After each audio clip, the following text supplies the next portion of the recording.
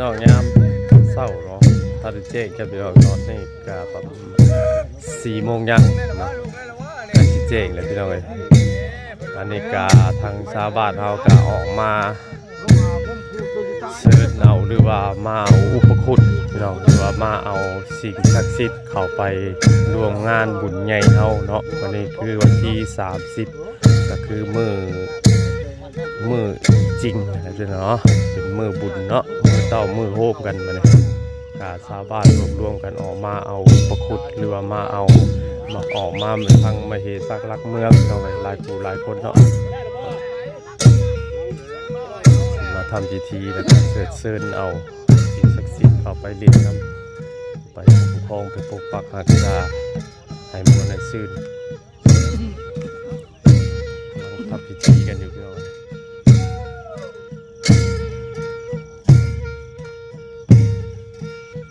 ทั้งหลายพี่น้องชาวบ้านกุกใหญ่พกน้อยได้พร้อมเพียงเยียงหน้ากันได้สร้างบุญประจำปีเบิกบูชาไทยขึ้นมาแล้วมันนี่ก็เป็นมือสันกันสอบมาประกอบวันงานจะได้อาราธนามาเชิดเชิญเมื่อรวมกลิ่นรวมท่านเมื่อปกปักรักษาให้พี่น้องทั้งสองหมู่บ้านนี้เด่นด้วยความสุขภาพเด่นด้วยความตลอดปลอดภัยบ่มีความอาริวาสพอรับฟังซึ่งกันและกันดีความตลกตั้งแต่มานี่เป็นต้นไปขอเชิญอุปคุตเอาดีแล้วเมื่อปกปักรักษามาหลินเมื่อมวลเมื่อเชิญน้ำพี่น้องชาวสองหมู่บ้านเท่านี้หลังจากกันแล้วแล้วพิธีแล้วบุญแล้วนะครับขอผ้าขอผลลงมาให้เจ้าหน้าชาวหัวชาวสวนในเห็ดให้ทำหน้าอยู่ดีมีแห้งพระคุณชิมดินเอา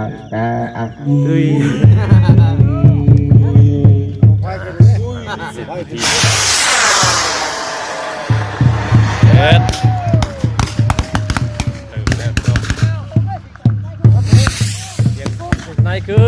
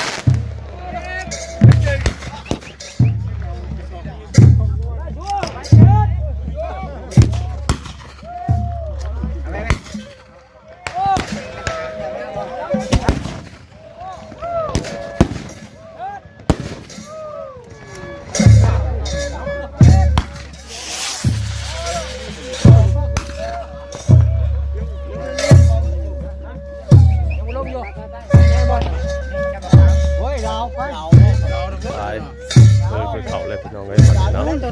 เป็นพิธีมีแต่บุญมีแต่เขาไปมวนไปซื่นเนาะมีแต่เขาไปลิดวัด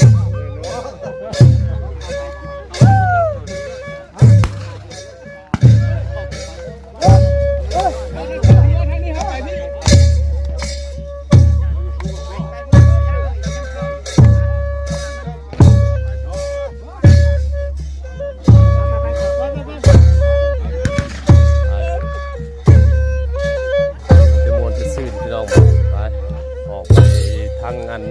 มาที่สักหลักเมืองเขาวัดเนี่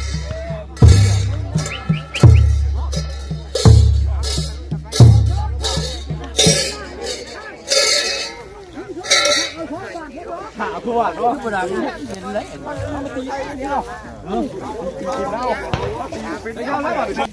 มาหอดในสักหลักเมืองพอดีเนาะมากินกับมาเอาอุปคุตฮอนแล้วเอาขึ้นเลยเอาไม่เฮ้ยทีนี้ก็มาเอาอุปคุตอยู่สาคุกให้แล้วก็มาอยู่บริษัทหลักเมืองคือสิ่งที่ปกปักรักษาหมู่สองหมู่บ้านเฮาเนาะมาเชิญเอาเพิ่นคือกันในบ้านบุญจุบังไฟถวาย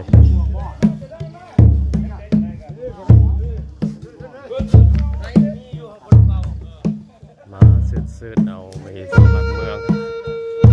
เมื่อลิ้นเมื่อมวลเมื่อปกปักรักษาเอาไปเนาะ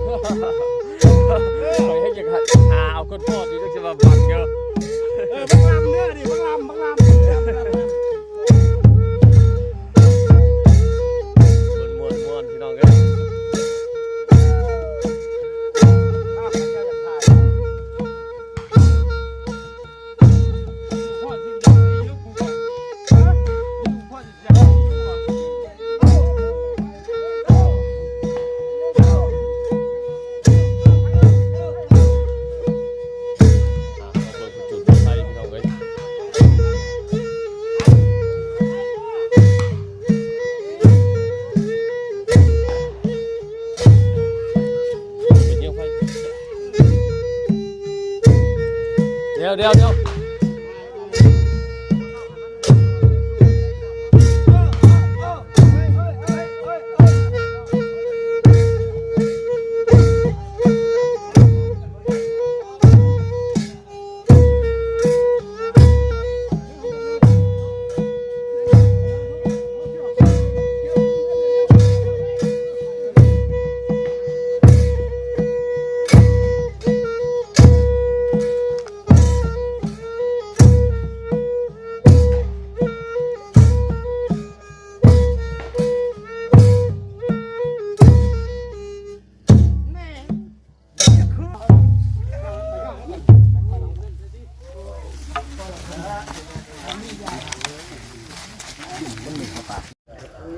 มาหอดปราชาเพิ่นมานิมนต์เอายาพ่อมามนต์เอายาทานมานิมนต์เอายาทานเมื่อลิ้นเมื่อปกปักรักษาไปย้องไปได้แล้วไปจะเก่าโอ้ยน้ำเนาะน่ะก็ได้แต่ละปีต้องมานิมนต์รับเอายาทานนี่คืออยู่ปราสาทพี่น้อยหลังจากที่ไปเอาอุปคุตแล้วก็ไปนิมนต์เอาสิ่งศักดิ์สิทธิ์ที่ว่าที่มักสมมักษาอยู่บ้านนั่นแหละเนาะคือมาที่สร้างหลักเมืองหลังจากนั้นก็เจ๊งพี่น้องเลยเจ๊งแล้วก็มาเอานิมนต์เอายาทานเนาะยาทานหรือว่าเจ้าอาวาสที่เจ้าอธิการวัดแต่รุ่นพ่อรุ่นแม่พุ่นน้อยเพิ่นเสียแล้วก็เป็นมาไว้นี่บัดนี้แหละเพิ่นก็มานิมนต์เอาเพิ่นเมื่อลิ้นเมื่อเที่ยวเนาะอีกของประเพณี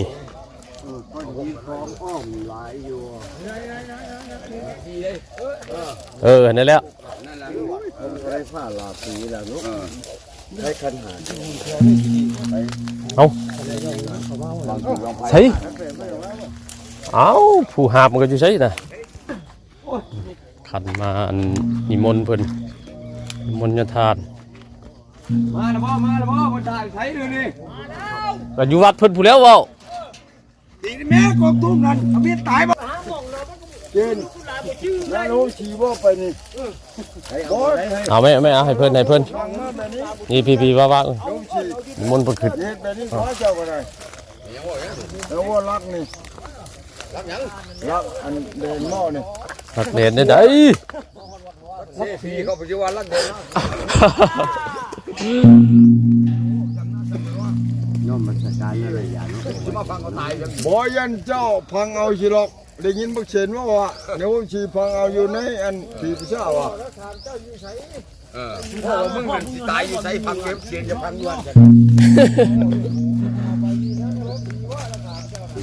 ลุยเลยครับก่อนเอทีก่อนเด้อจะบ่เฮ็ดกำลังใต้เทียนน้องมาจัดการ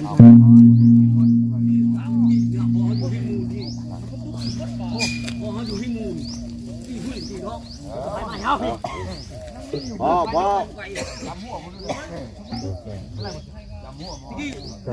ไทยพันเตเสกิโลทัพพังสัพพะทาสุขลิกิจังสัลเลตถาโตมหาบุติสุภาลุปังสักลังวัจสามนัสสาเจววันทาเนเจตทาคเตสยาเนอาสาเนสาเนธรรมเนยาปีสัพพะทาพวกน้อยทั้งหลายออกตนญาติโยมขอน้อมมัสการของเรียกพ่อพมราชและเรียกคู่นี้พร้อมด้วยชุมบ้านได้เด้อลูกหลานเนี่ยป้าหลายปีแล้วโควิด19มาบ่ได้เห็นได้ทำมันยากทั้งหลายขอเนาะฝนฟ้ามันดีได้ปีนี้เห็นนะแล้ววัดมาบ่ได้มันเมืองอยู่นี่สุ่มยินเลยนิมนต์เด้อ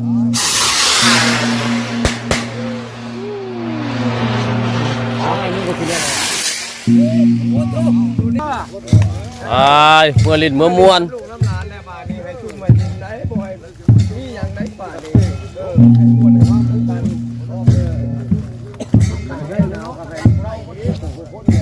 ฝนฟ้าอากาศจะดีได้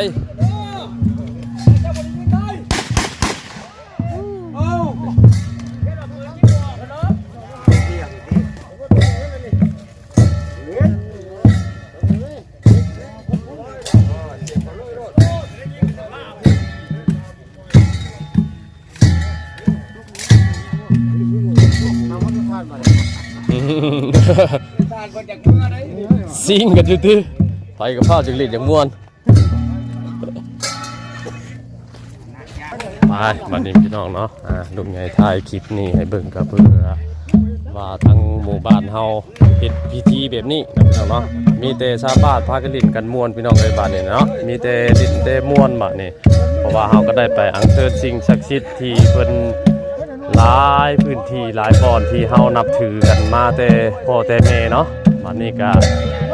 มีแต่ลิ้นแต่ม่วนกันพี่น้องเอ้ยเนาะเป็นมือม่วนพี่น้องเอ้ยสำหรับคลิปนี้ก็สิพอประมาณนี้แหละผมก็ได้ถ่ายทำไปติดตามมีคลิปหน้าพี่น้องเนาะอันนี้คือฮีตของประเพณีของทั้งชาวพุทธเฮาหรือว่าหมู่บ้านโคกใหญ่เฮาได้เฮ็ดมาแต่พ่อแต่แม่แต่พึ่งดำบันเนาะ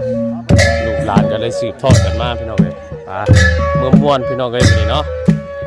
สำหรับคลิปนี้เอาไว้นี่ก่อนพี่น้องเอ้ยเดี๋ยวมีอีกคลิปหน้าเนาะสำหรับคลิปนี้สบายดีเด้อพี่น้องเด้อ